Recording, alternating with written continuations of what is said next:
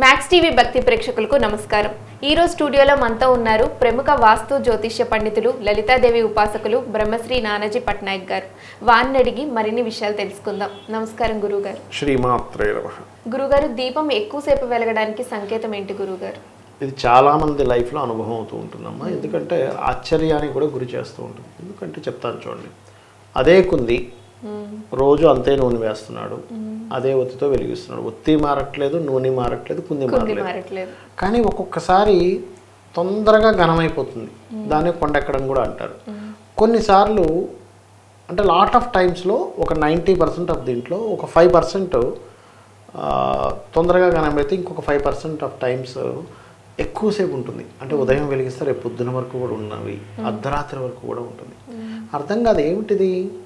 ఇప్పుడు ఒక లెక్క ఉంటుంది కదమ్మా. ఇప్పుడు ఇక్కడ నుంచి పంజగుట్ట సర్కిల్ అంటే మీరు ఎన్నిసార్లు తిరిగినా అన్ని కిలోమీటర్లే ఉండాలి, మార్పు ఉండకూడదు కదా. అది అలాగే ఎందుకు ఇలా అవుతుంది అని చెప్పి చూసినప్పుడు, అంటే నేను చేసిన పరిశోధనలో నాకు అర్థమైన విషయం ఏంటంటే, ఇంట్లో ఏదైనా ఒక పాజిటివ్ జరిగేటప్పుడు, నెగటివ్ జరిగేటప్పుడు మన చుట్టూ ఉన్న ప్రకృతి సంకేతాల్లో దీపం ఇచ్చే సంకేతన భగవత్ సంకేతంతో సమానం అన్నమాట. అర్థమైందమ్మా. ఇప్పుడు చూడండి, కొంతమంది ఇళ్లలో మీరు గమనించండి, బయట గుమ్మడికాయ కడతారు, తొందరగా కుళ్ళిపోతుంది. అంటే నెగిటివ్ ఎనర్జీ ఎక్కువగా ఉంది. తర్వాత ఒక్కోసారి కుళ్ళదు, మనకి 1 month అయినా 2 months అయినా అలాగే ఉంటుంది. అది అంటే ఏమిటి, అక్కడ నెగిటివ్ ఎనర్జీ లేదని. అలాగే తులసి చెట్టు కూడా అంటే ఏమిటి, ఇంట్లో ఉండే తులసి చెట్టు, గుమ్మడికాయ, బయట కట్టేటువంటి గుమ్మడికాయ కానివ్వండి, ఇంట్లో మనకి చీమలు అప్పుడప్పుడు వస్తూ ఉంటాయి, వాటికి సంబంధించిన విషయం కానివ్వండి, ఇంట్లో బల్లి అరవడం కానివ్వండి, వీటన్నిటిని మహర్షులు మనకి ప్రకృతి యొక్క సంకేతాలుగా చెప్పారు. ఈ దీపం మంచి విషయమా లేకపోతే దానికి ఆల్రెడీ చాలా వీడియోలు చేశాను, చెప్తాను నేను మీకు తర్వాత ఒక వీడియోలో. చీమలు అనేటువంటిది ఎర్ర చీమల, నల్ల చీమల, కండ చీమల అని రకరకాలు ఉంటుంది, రకరకాల ప్రదేశాలు బట్టి వస్తుంది. అయితే ఇక్కడ ఏంటంటే అమ్మ, ఈ దీపం అనేటువంటిది ప్రత్యేకంగా మనం ఎక్కడ వెలిగిస్తాం, దేవతా మందిరంలో వెలిగిస్తాం.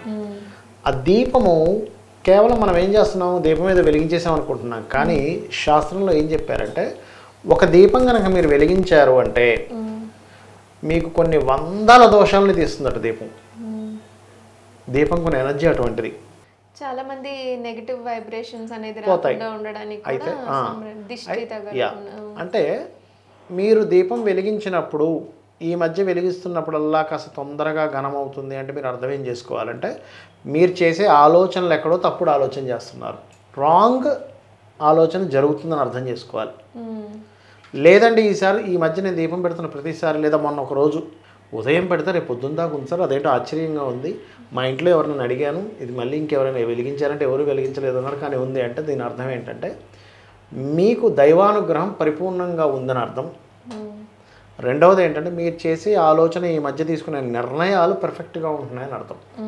అయితే ఇందులో ఈ దీపం విషయంలో కూడా కొంతమంది ఇళ్లలో ఈశాన్యంలో శాస్త్రంలో చెప్పినటువంటిది ఏమిటి అంటే, ఈశాన్య దేవతా గృహం అన్నారు. అంటే ఈశాన్యంలో దేవతా గృహాన్ని నువ్వు నిర్మించుకో అని చెప్పారు. ఈశాన్యంలోనే కట్టుకోవాలి. చాలామంది కొంతమందికి ఈశాన్యంలో మనకి డోర్ ఉందనుకోండి అమ్మ, కుదరదు అలాంటి వారికి. అలాంటప్పుడు ఏం చేస్తారు, తూర్పు మధ్యలోనూ ఉత్తరంలోనూ పెట్టుకుంటారు. అలాంటప్పుడు మీకు ఉదాహరణకి ఈశాన్యంలో ఉంటేమో ఆలోచనలు, అదే తూర్పు ఈశాన్యంలో మీరు పూజ గది కట్టుకున్నారు, అక్కడ దీపం పెట్టారు, ఎక్కువసేపు వెలిగింది అంటే మీ లైఫ్లో ఆనందదాయకమైనటువంటివి ఫ్యూచర్లో రాబోతున్నాయని అర్థం. అదే తూర్పు మధ్యలో ఉంది మీకు పూజ గది, అక్కడ దీపం వెలిగించారు, ఎక్కువసేపు వెలిగింది, మీకు కీర్తి ప్రతిష్టలు పెరగబోతున్నాయని అర్థం. ఒకవేళ కొంతమందికి ఎలా ఉంటుందంటే, ఈశాన్యంలో కాకుండా ఉత్తర ఈశాన్యంలో ఉంటుంది ఏది పూజ గది, అక్కడ దీపం ఎక్కువసేపు వెలిగిందంటే ఖచ్చితంగా మీ ఇంట్లో అనారోగ్యంతో ఉన్నటువంటివన్నీ క్లియర్ అవ్వబోతున్నాయని అర్థం. దిక్కును బట్టి ఉంటుంది, ఎందుకంటే దిక్కును బట్టి, దిశను బట్టి అక్కడ ఉండే దేవతా స్వరూపానికి కనెక్టివిటీ ఉంటుంది. సో ఉత్తర ఈశాన్యంలో కనుక మీకుంటే అనారోగ్య సమస్యలు తొలగిపోతున్నాయని, ఆరోగ్యవంతులు అవ్వబోతున్నానని అర్థం దీపం ఎక్కువసేపు వెలిగిందంటే. అదేవిధంగా ఉత్తరంలో ఉంటుంది కొంతమందికి పూజ గది, అంటే కుదరదు. కొంతమందికి ఎలా ఉంటుందంటే, మీకు ఎంట్రన్స్ ఉందనుకోండి, వాళ్ళు ఏం చేస్తారు, ఇక్కడెక్కడ కుదరలేదు అనుకుంటే ఉత్తర మధ్యలో పెట్టేస్తారు. పెట్టుకోవచ్చు, తప్పేం కాదు. అక్కడ కనుక మీరు దీపం పెట్టి అది ఎక్కువసేపు వెలిగింది అంటే మీకు ధనప్రాప్తి కలగబోతుందని అర్థం. ఇలాగ ఒక్కొక్క దిశను బట్టి ఒకటి చెప్పారు. అదేవిధంగా తొందరగా ఆరిపోతుందండి, ఈ మధ్యకాలంలో ఎందుకు ఇలా పెట్టగానే కొన్నిసార్లు ఏమవుద్దంటే అమ్మ వాళ్ళకి కొంతమందికి పెట్టడం సరిగ్గా ఆ దీపాన్ని వెలిగించే విధానం సరిగ్గా తెలియకపోవడం వల్ల కూడా ఒక్కోసారి తొందరగా ఘనమైపోతుంది. That is different thing. కానీ కరెక్ట్గా మనం దాన్ని సిస్టమేటిక్గా వెలిగించినా సరే తొందరగా ఘనమైపోతుంది. అంటే ఇప్పుడు నేను చెప్పినటువంటి దిశలు ఏవైతే ఉన్నాయో, ఎందుకంటే ఎప్పుడైనా పూజా నిర్మాణం అనేటువంటిది, పూజ గది అనేటువంటిది ఇక్కడ ఈశాన్యం నుంచి తూర్పు ఆగ్నేయం లోపలే పెట్టుకోవాలి, ఆగ్నేయంలోకి వెళ్ళకూడదు. అలాగే ఈశాన్యం నుంచి ఉత్తర వాయువ్యం లోపలే పెట్టుకోవాలి, ఈ లోపలే పెట్టుకోవాలి. ఇవి దాటి ఇటు కానీ అటు కానీ వెళ్ళకూడదు. అలా గనక ఒకవేళ దీపం తక్కువగా వెలిగింది అంటే సంథింగ్ ఆ యొక్క విషయంలో, అంటే ఉదాహరణ కింద నేను చెప్పాను ఏది, మనకు ఉత్తర ఈశాన్యంలో ఆరోగ్యం అని చెప్పాను, ఆరోగ్యం క్షీణించబోతుంది అని అర్థం. బాగా వెలిగింది, ఎక్కువసేపు వెలిగింది, మీకు బాగుంటుందని అర్థం, గుర్తుపెట్టుకోండి. అంటే ఖచ్చితంగా దైవతా అనుగ్రహం పెరిగింది. మీరు ఎవరి కోసం పెట్టారు ఆ దీపాన్ని? దేవుడి కోసం పెట్టారుగా. అంటే ఆ భగవత్ సంబంధం కోసం మీరు దీపాన్ని వెలిగించారు కాబట్టి అది ఎక్కువసేపు వెలుగుతుంది అంటే భగవత్ అనుగ్రహం మీకు ఎక్కువగా ఉంది. Simple logic. దీన్ని మనకి నిమిత్త శాస్త్రములు అని అంటారు. నిమిత్తము, శకునము అంటారు.